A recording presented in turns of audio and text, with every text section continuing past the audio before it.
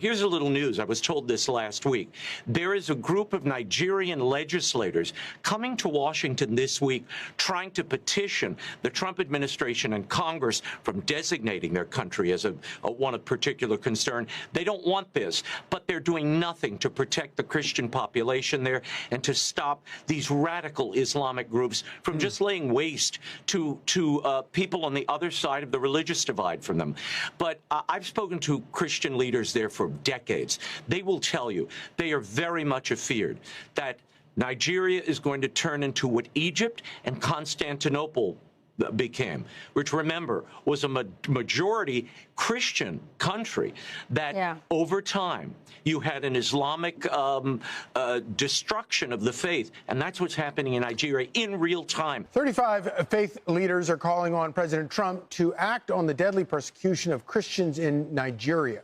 Since 2009, over 52,000 Christians have been killed, including 7,000 this year. More than 18,000 churches have been burned since 2009, and over 5 million Christians have been displaced. What can you tell us about what's going on in Nigeria and why we've been so slow to respond? Well, first of all, just to put this in context, if you put together all the Christians persecuted for their faith around the globe, Rachel, they do not compute to the high numbers in Nigeria. As Charlie just mentioned, 52,000 killed since 2009. That equals, there's a group called Inter-Society, which does pretty good polling on the ground. They say that's about 35 Christians killed every day. Okay, 3 churches are destroyed every day in this area. And look, it's a combination. In northern Nigeria, you have both Muslims and Christians being killed. But in the Middle Belt and elsewhere, it's all Christians being slaughtered. And the perpetrators here are Boko Haram, whose name we know, an Islamic terrorist group. You have these Fulani herdsmen who run around on horses or on motorcycles with machine guns. They literally mow these Christians down, these farmers who are tending to their land. It is an outrage. And back in 2017, the Trump administration designated Nigeria as a country of particular concern, which came with sanctions. Well, when the Biden administration came along, Anthony Blinken lifted that designation. He said these murders were being committed because of climate change. So that's why you see now Ted Cruz and 35 Christians saying, wait, we need to redesignate Nigeria as a country of particular concern. It's a bloodbath. It's a genocide. It does seem like if this were happening to somebody else, you would see it on the front page of the New York Times, the front page of the Washington Post every day. Why isn't it?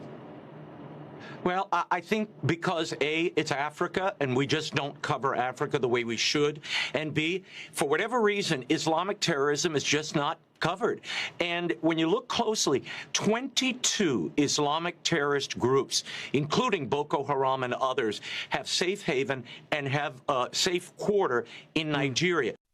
To that petition, which you and your associates wrote to the U.S. government, asking that Nigeria be designated a country of particular concern.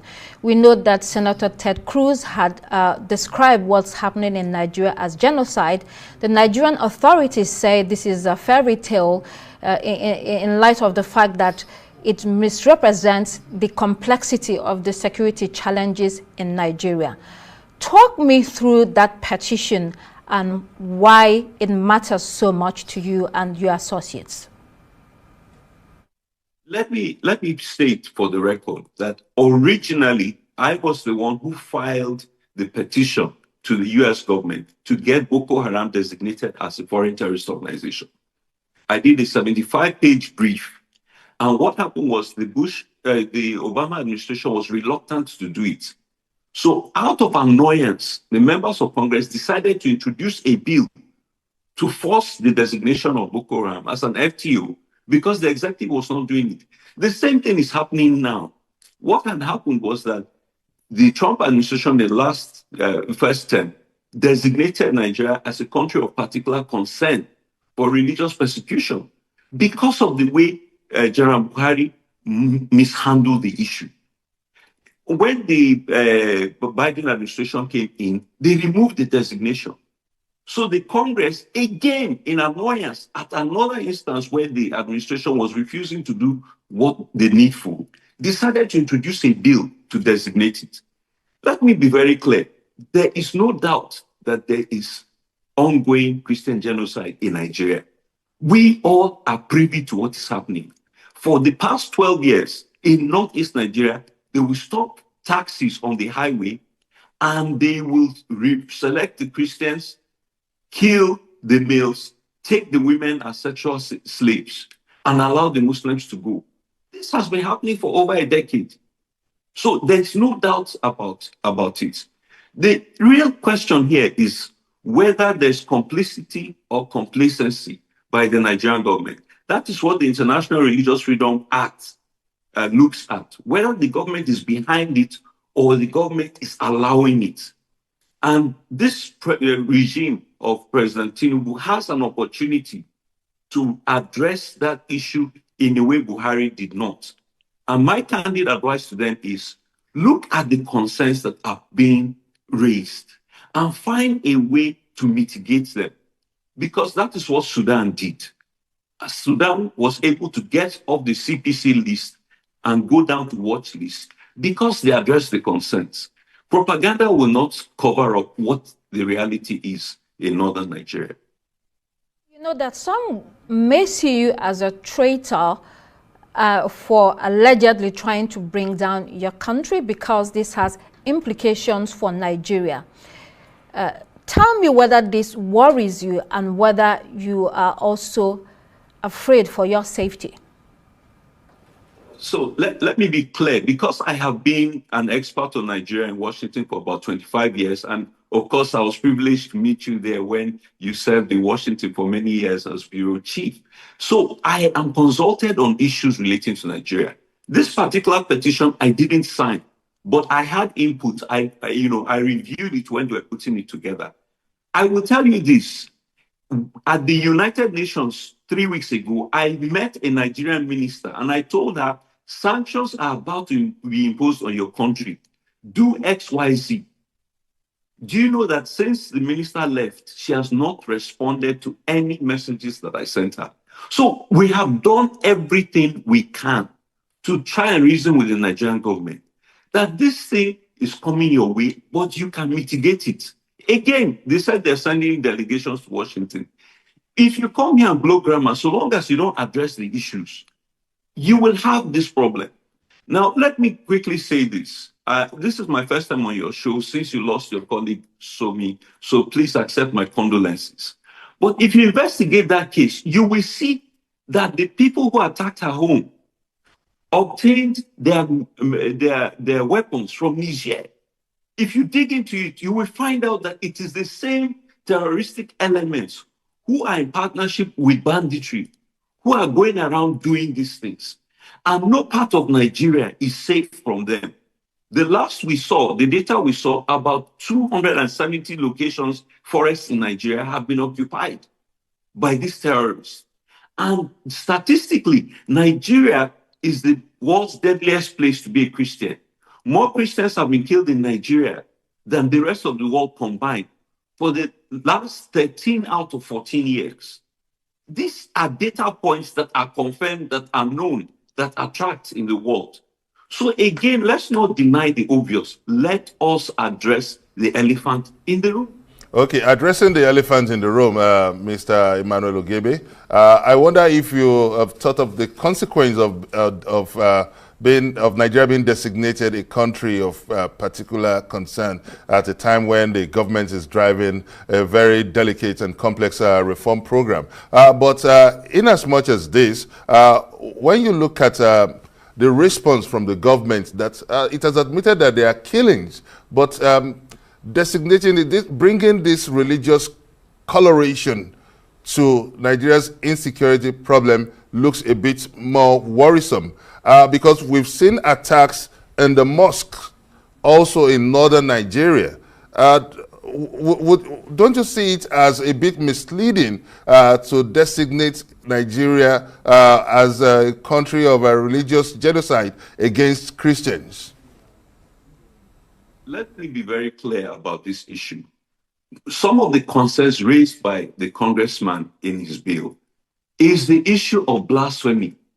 Do you know that the people who are in prison in Nigeria now, who were sentenced to death and life imprisonment for blasphemy, are Muslims and an atheist? So the bill is addressing not only Christian persecution, but even Muslims who are suffering as well. Let me even point out something sad. Muslims who are accused of blasphemy have the opportunity to go to court and be tried.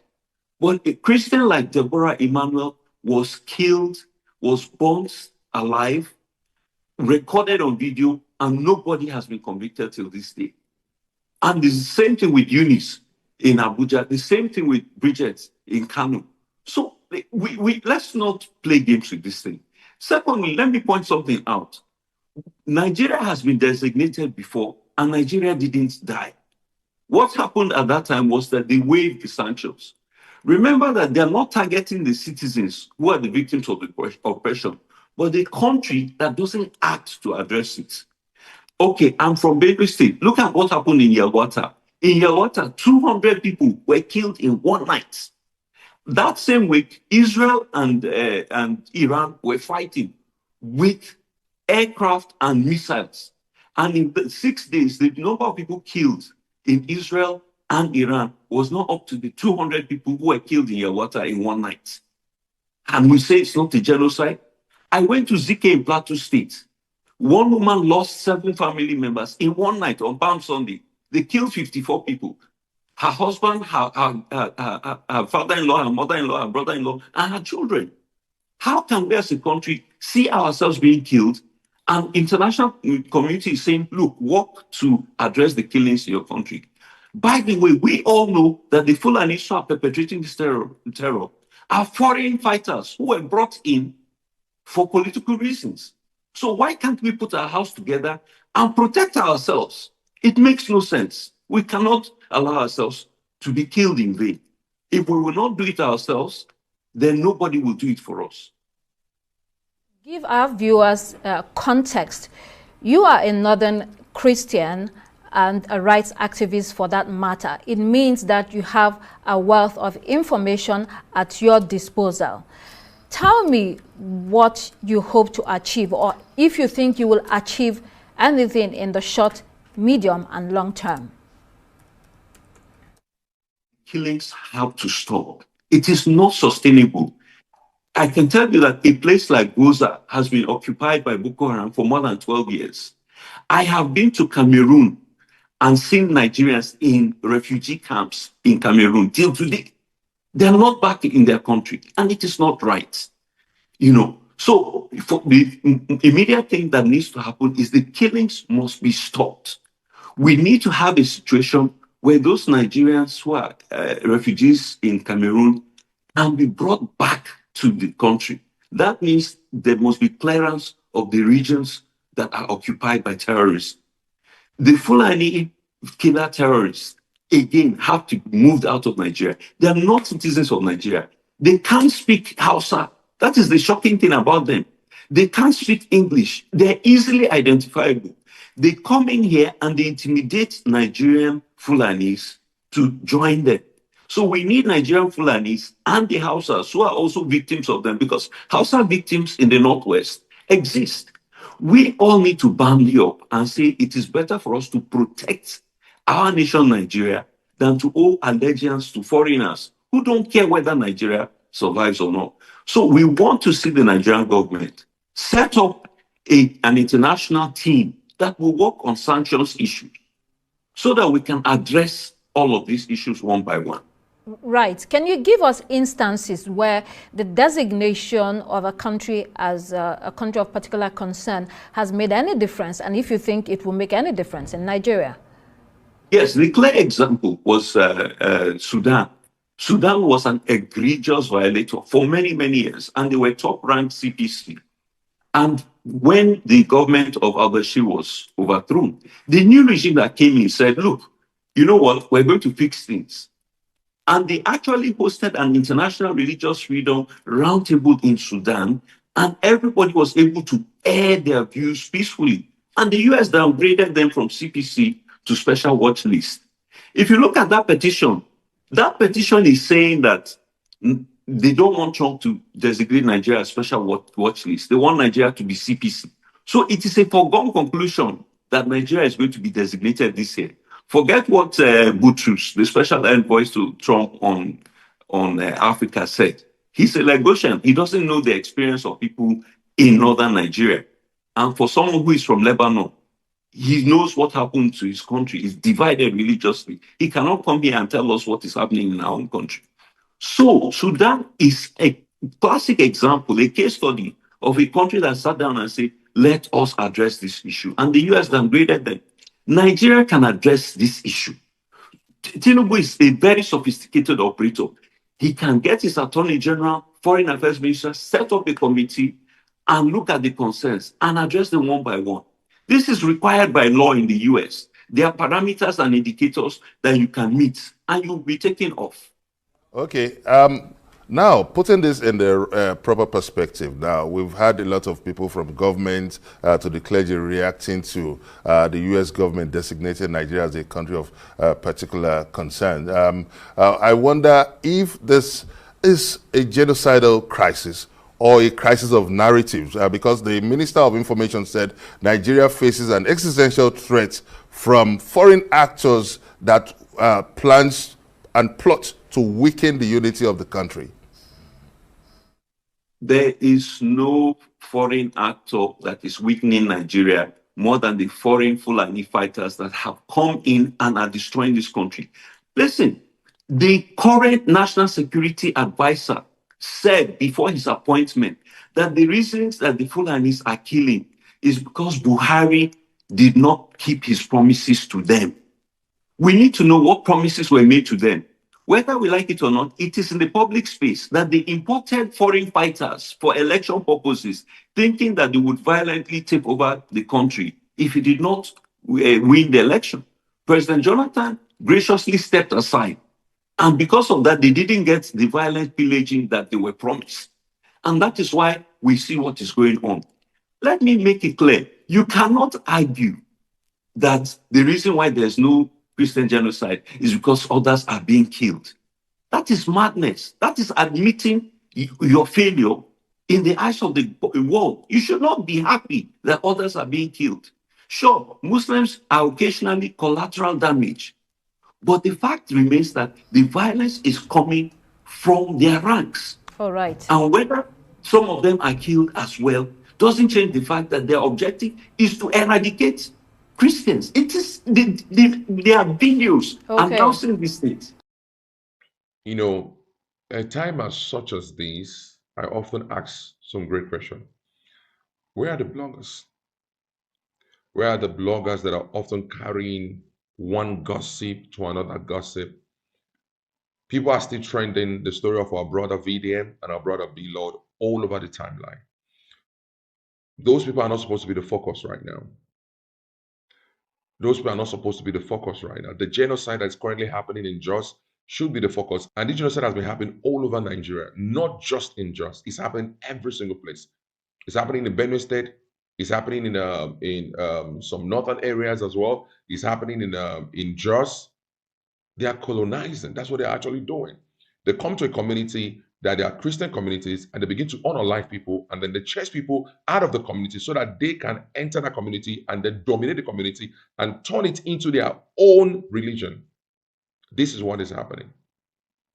Over here in the Southeast, we have seen our own fair share, where we see people that went to farm and then they were beheaded in the farm. They were attacked because they were farming. We've seen this happen. They are affecting our agriculture. They're affecting so many things, and yet it feels like the government is not even bothered about this. Or is it just that the government don't want to do anything? I don't know. But this should be drawing attention. Why they are trying to increase our taxes, this should be what they should be fighting for us.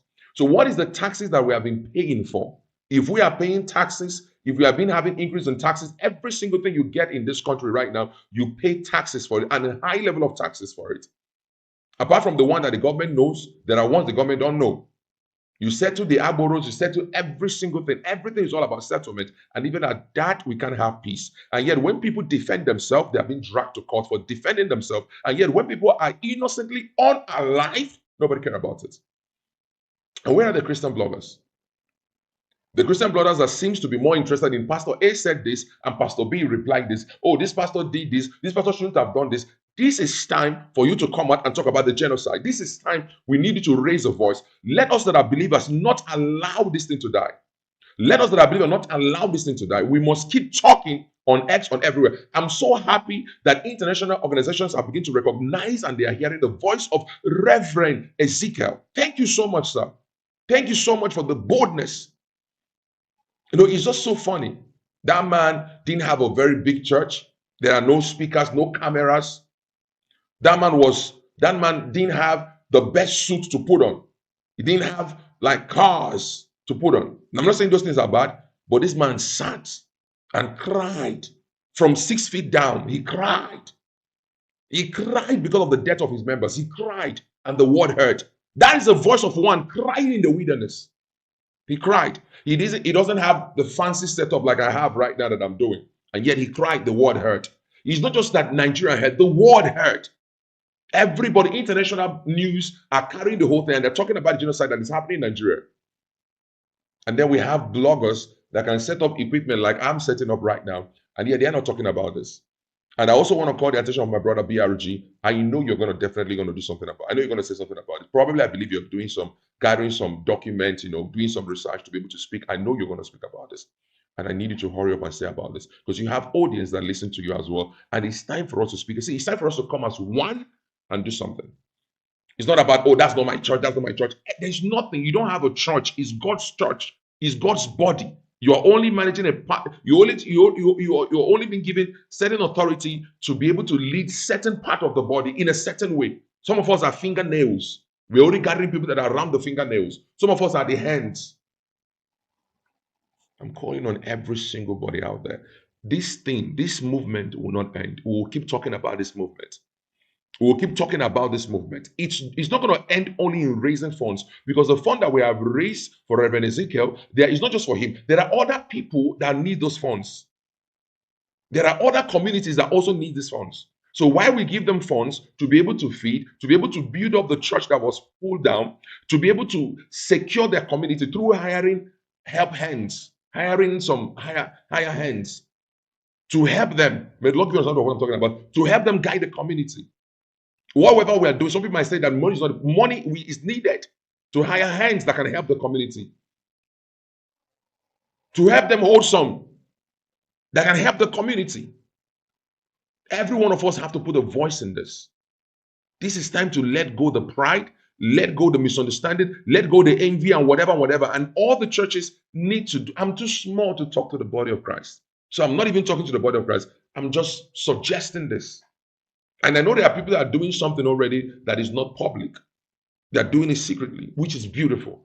But there are some of us that have little platform, that the little voice we might give can help strengthen people that are listening to us, people that are following what God is doing through us. This is when your influence matters.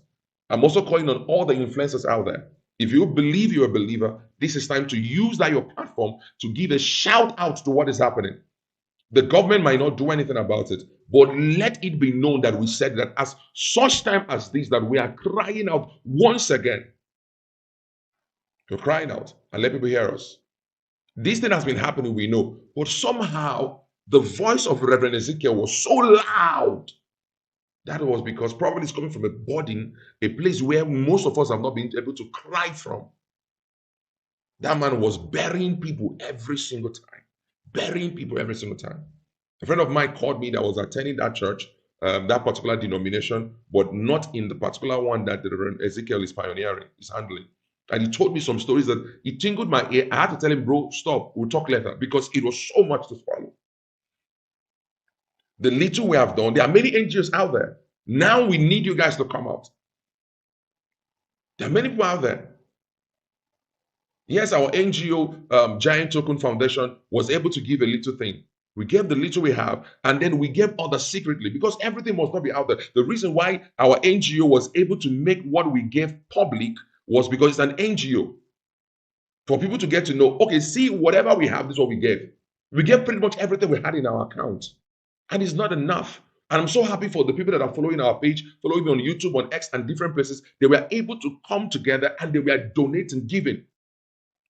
I celebrate you guys. I love you guys from the depth of my heart.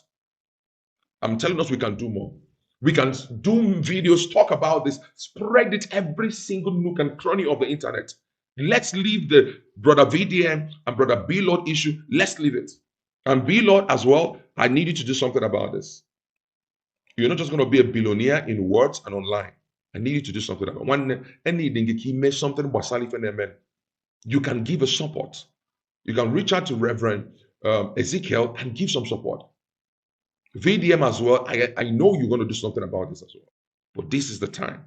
We need every one of you. Stop the fight. B-Lord has an influence. VDM has an influence. Now use those influence and let's talk. Let's talk about the genocide that's happening in Nigeria. I know you guys have been crying about this, but let's come together. Let's leave this, whatever China, whatever, forever. We can get to it now. But for now, the biggest issue right now, happening right now in this country, is the genocide, the beheading, the martyring of the Christians.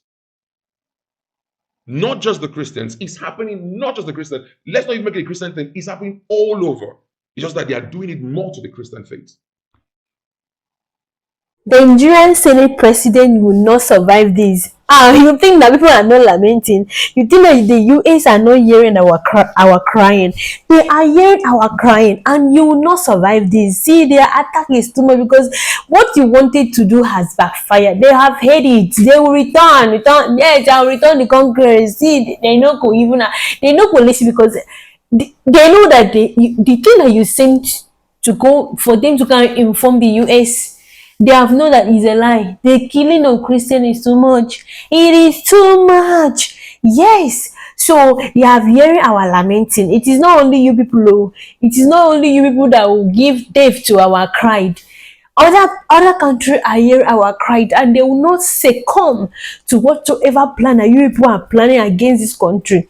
How many Christians the other time now for Benue? How did it happen? Till the big baby, even the governor of that city did not do anything until social media stand up and attack, said a lot of things, lament before they now go and compensate with some of the family. Before the president, even the president sent people to go and see there. Veidama was the first person that landed when he heard about the incident. He was the first person that landed in that community. He's not a politician. He doesn't eat politicians' food or drink from the politician table. But then he was. That is the reason we say Veidama is our youth president. He is our president because if anything happens now, he will pick up. He will present himself. He will make sure that those things they put an end to it. So now you want to go and say they are not killing, whereas we are suffering to survive and suffering to escape death. Yeah. And you said there is none. It is happening, and they are hearing it, they are seeing it. Okay? You know what survive this one? Senate President and the Senate President and your colleagues them. Una not gonna survive this one. This one you hot to pass una go late. It's too late for you people. Leave Nigerian youth to live their life alone. Okay? You don't give us, you no work, even no matter how you go to school, if you don't have opportunity, if you don't have people to push you in, you're not going to be able to survive.